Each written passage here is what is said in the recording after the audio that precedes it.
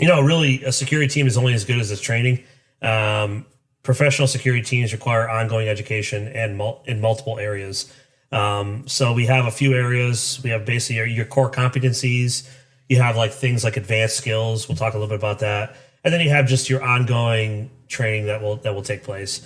So your core competencies, we kind of already covered most of these, which is basically your situational awareness. That's like number one. Learning to observe and assess environments effectively.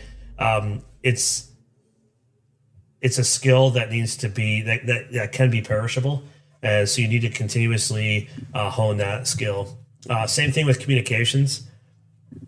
Any kind of de-escalation tactics, conflict resolution, and also just professional interaction, as well as like radio comms.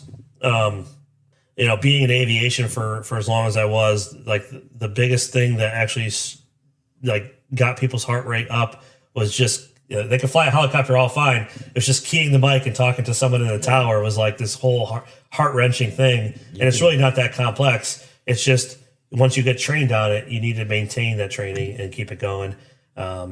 Emergency procedures, EPs we call them. These are your response protocols for various scenarios. So these are canned scenarios that you could kind of write procedures for.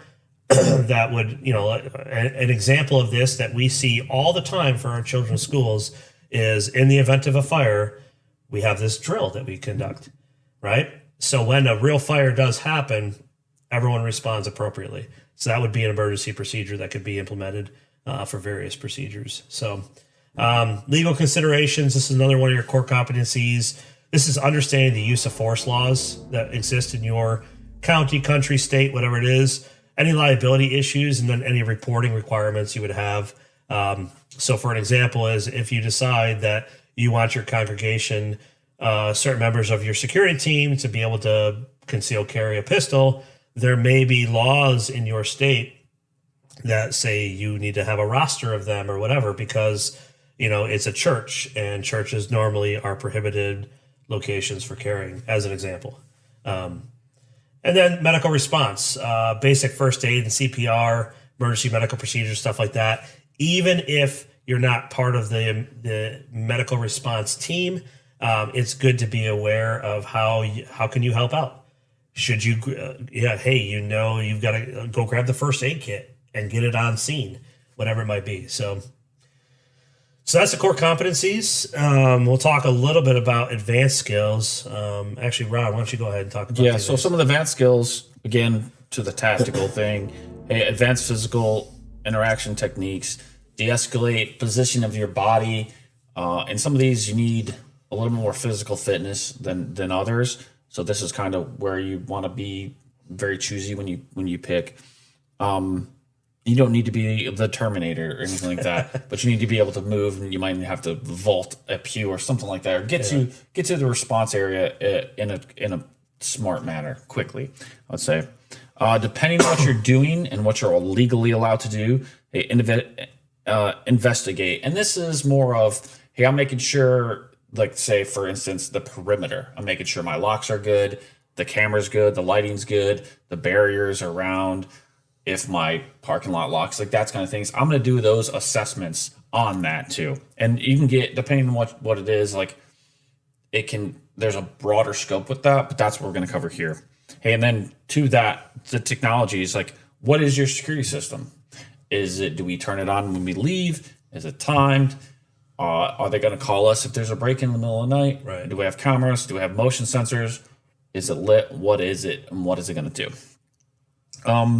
And then the leadership of the coordination, this is, and why it's an advanced skill. So understanding what the congregation and leadership wants and organizational wants, and being able to just like actually have that and be put in a role to kind of delegate the task down, but the understanding needs to be there. This is, again, the mission is for the congregation and the word of God and all this, be in line with that, be in line with the mission. That's going to be huge. Well, I think of like leadership too, it being an advanced skill, because the Slack man, or how you guys are set up, usually you're brand new to a team, you're the Slack man for a while. At least that's my understanding. And you don't come brand new to a team and basically immediately put out a leadership role. No, you have to hone your skills so that way when you are a leader or put into a leadership role, you kind of have a little bit of, you've dabbled in what every single team member has. You have an understanding of what their roles and responsibilities are, and I think that's the best way you can really lead the team is understanding that. And that not everyone is a leader. Not everyone desires to be a leader either. That's right. Right? So not everyone wants to be coordinating the team or dealing with this crisis management after the fact. Maybe they're just happier being, whatever their specialty is. Yeah, So, I can report this or I can do the medical. And like the spinning all the plates mentality, like some people have to build that skill. Like you said, everything's perishable. If you don't practice this or not, then you're not going to be good at this.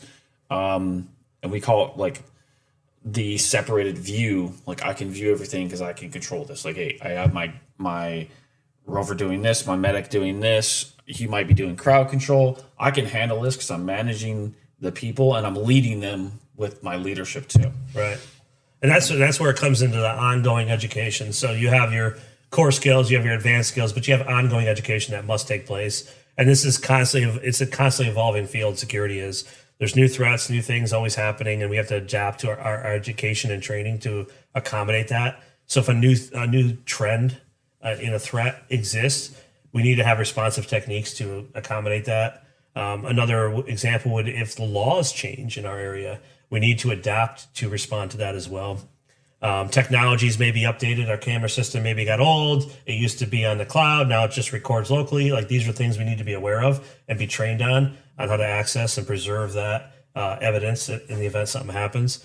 And then, lessons learned from incidences. This is where we take all the stuff from AARs after every incident and we evaluate how can we better mitigate these risks in the future. But you actually mentioned another one that isn't on our list, which is as the team adjusts, there's training that has to take place, right? As you go into a new role, you have to be trained for that role, but also someone else is probably going into a different role, which means they have to be adapted and training. So each team is kind of like it has its own heartbeat, and you gotta when positions shift, we have to make adjustments to that and training as well. Yeah, absolutely.